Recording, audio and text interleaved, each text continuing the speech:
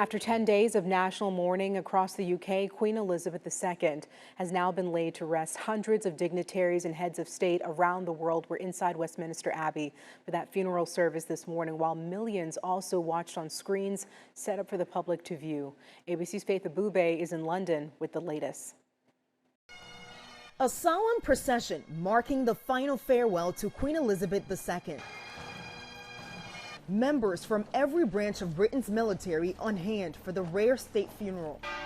The Queen's coffin draped with a royal standard, topped with a wreath of flowers, the imperial crown, scepter, and orb. Pallbearers drawing the gun carriage, carrying the late monarch from Westminster Hall to Westminster Abbey, the church where she was crowned and where she was married. And now, where she is eulogized with hymns and prayers. 2,000 people, including members of the royal family, heads of state, dignitaries, and everyday people in attendance. Few leaders receive the outpouring of love that we have seen. King Charles III and the Queen Consort leading members of the royal family and his household in procession. Even the Queen's great-grandchildren, Prince George and Princess Charlotte, walking along the Queen's final journey. The royal family visibly emotional, tears streaming down the King's face as the choir played God Save the King. Bells from London to Windsor tolling through the funeral.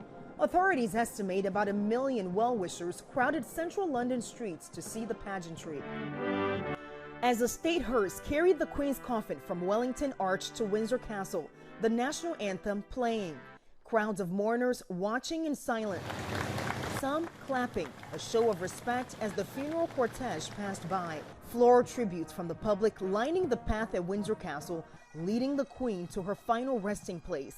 Britain's longest reigning monarch reunited with her late husband, Prince Philip, laid to rest at St. George's Chapel.